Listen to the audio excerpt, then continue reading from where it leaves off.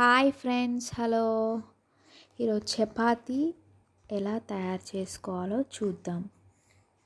First ఒక గిన్నె తీసుకొని గిన్నెలో గోధుమ పిండి వేసుకొని గోధుమ పిండిలో కొంచెం సాల్ట్, తగినంత సాల్ట్ వేసుకొని అలాగే ఒక స్పూన్ నెయ్యి వేసుకోవాలి. ఈ నెయ్యి గోధుమ పిండిలో వేసుకోవడం వల్ల ఏమవుతుంది అంటే చపాతీ అనేది సాఫ్ట్గా మంచిగా వస్తుంది అన్నట్టు.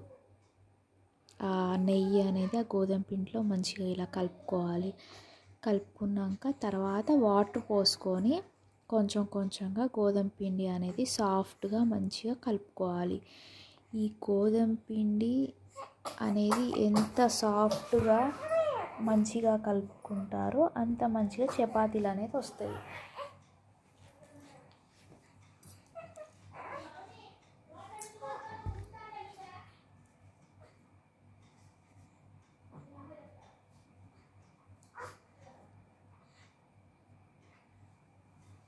మంచిగా కలుపుకోవాలి.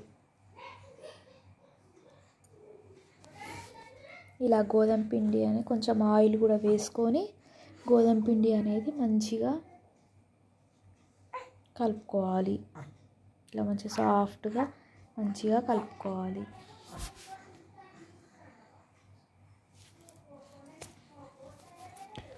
గోధుమ పిండి సాఫ్ట్గా మంచిగా కలుపుకున్నాక తర్వాత ఉండలు అనేది చుట్టుకోవాలి. మనకు తగినట్టుగా సైజు ఉండలన్నీ మొత్తం గోధుమ పిండి అంతా ఉండలన్నీ మొత్తం ఇలాగా చుట్టుకోవాలి. చుట్టుకున్నాక చపాతీ అనేది ఎలా చేసుకోవాలో చూద్దాం ఇప్పుడు.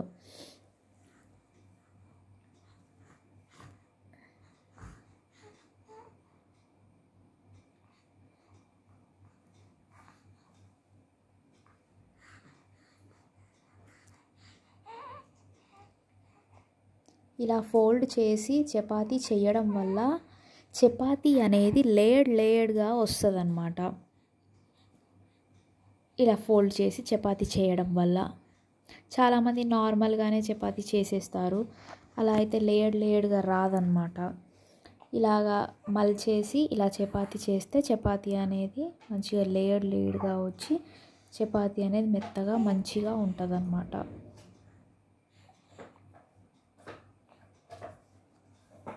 ఇలా మంచిగా చపాతీ చేసుకోవాలి.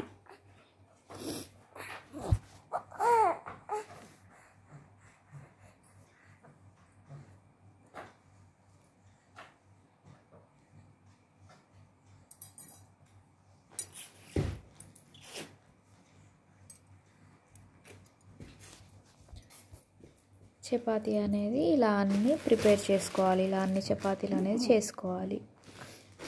చేసుకున్నాక చపాతీ అనేది కాల్చుకోవాలి. ఇప్పుడు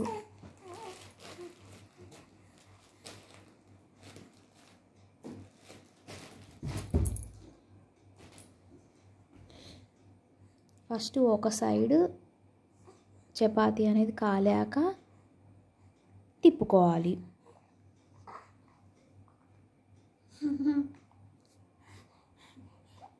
తిప్పుకొని ఆయిల్ అనేది అప్లై చేసుకోవాలి.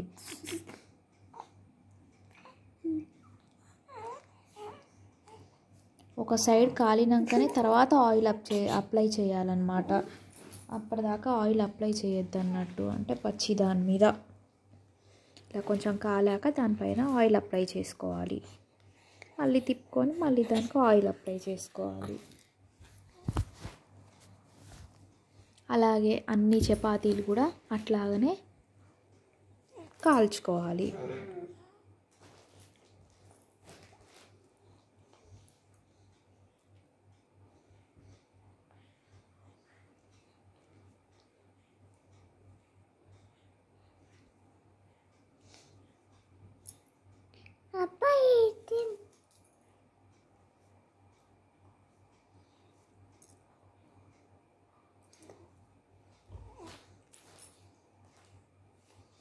ఇలా మంచిగా ఆయిల్ అప్లై చేసుకొని మంచిగా కాల్చుకోవాలి చపాతీ అనేది.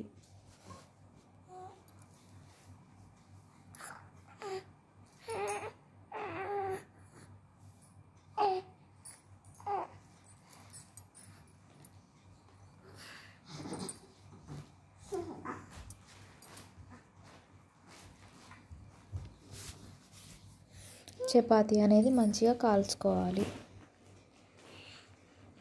ఇలా మంచిగా కాల్చుకోవాలి. కాల్చుకున్నాక తీసేయడమే.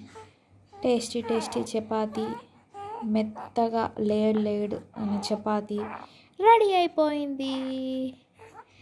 నా ఛానల్ని సబ్స్క్రైబ్ చేసుకోండి. బాయ్.